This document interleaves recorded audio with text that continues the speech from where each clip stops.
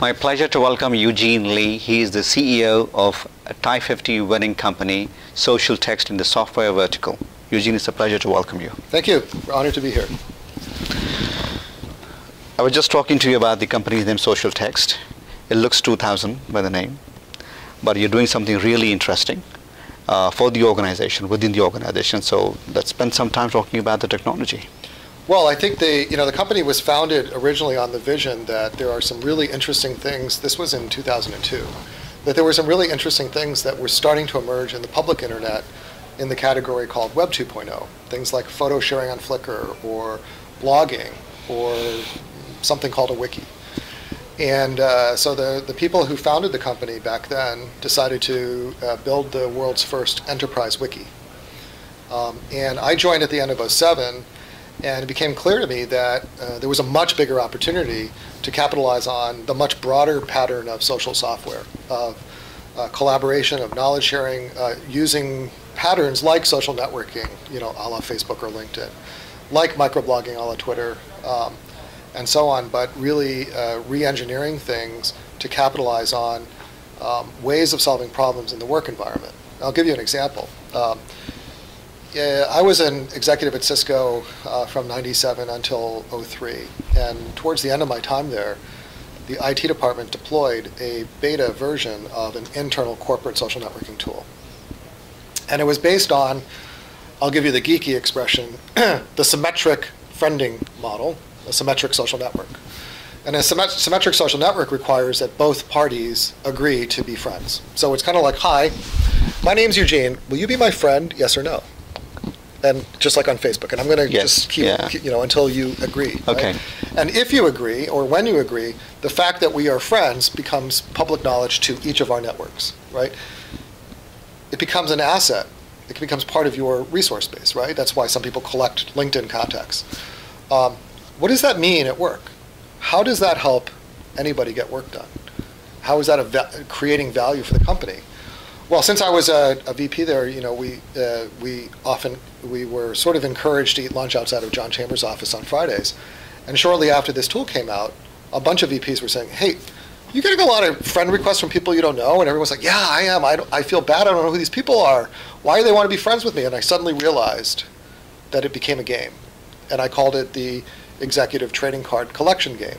Because the fact that you could convince, cajole, or encourage somebody with status and power in the organization to accept your friend request gives you cred, right? Because it's on your public wall. So that's an example of just one of many examples of the subtlety but the power of how you need to think about adapting these kinds of public social tools for productive use at work.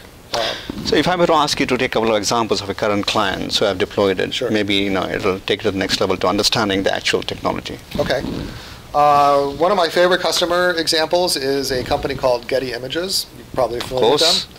I knew of them when I was, before I came to Socialtext, I was at Adobe, and Adobe did, we knew Getty well, and at the time they were a pretty small company.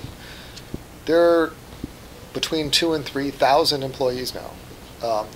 And they started with a small project, really about 250 people, that was sponsored by the head of sales, who basically said, I think we do a great job of launching products, but we don't do a great job of training our salespeople how to sell these new products. And I'd like to find a way to get product management, product marketing, corporate marketing, sales training, and sales ops together so that sales training materials become part of the launch process. That was really the original goal of the project.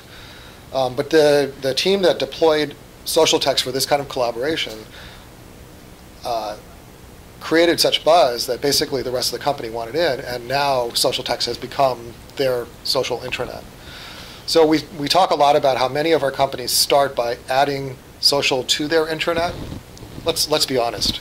How many people like their intranet? How many people think their intranet is interesting? How many people go there to get work done?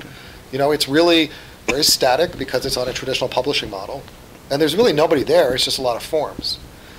In fact, a friend of mine who's an analyst at one of the big analyst firms told me, take a guess, what's the most commonly visited page on average in a company's intranet? I don't know.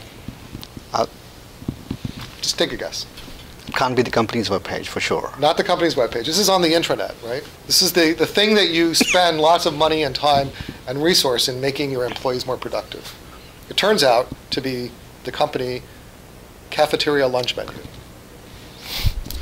And so what a lot of our customers use us for is they start with something called Signals, which is our microblogging tool, which is basically an open discussion, starting kind of like a company water cooler, but it's about work. Connecting it to workspaces where people do more persistent collaboration. This is based on wiki technology. But it's all integrated with Socialtext People, which is our social networking directory. And then increasingly, our larger customers are connecting our platform to their existing applications, whether it's their CRM system like Salesforce, their document management system like SharePoint, a very custom ERP system for their particular industry. We have another customer that's connecting it to their advertising inventory placement system. And by connecting to those systems, they can enable all of their employees now to see relevant, important, or exceptional transactions that are happening in those core systems, and then collaborate around the process that's associated with that. And our vision is that social really belongs as a layer across all of your applications, not as a siloed set of features built on top of each of those application stacks. When we come to the question of you winning the award, as you're aware, this is the third year for us, and a lot of traction for TiE50 awards. How does it make you feel as a winner out of the 1,600 odd nominees? Proud, honored, relieved, because we had been nominated before. I mean, I think I'll start by saying I have many friends and colleagues that are in the broader Asian American business community, many of whom are trying to build networks of support and mentoring and encouragement for the next generation of entrepreneurs and leadership from different parts of the Asian American community, and everybody looks up to TiE. The TiE organization is sort of the big granddaddy of all of this. It's known to be just a big powerhouse and extremely effective. And this is my first time coming to TiECon, and I'm totally blown away. I mean, it's really awesome. Just the energy and the sense of community and the multiple generations of support and mentorship that have obviously been borne fruit. In fact, one of the other winners in our category in the software and cloud was mentored by a TiE founder, and I think both of his investors are TiE charter members. So I think that's great, and I think so. I hats off to the TiE organization. So because I have so much respect for the TiE organization, I think that makes me feel even more honored to receive the TiE50 award. Very gratifying to learn about that. Thank you so much, and again, congrats. Thank you, and keep up the great work. Thank you.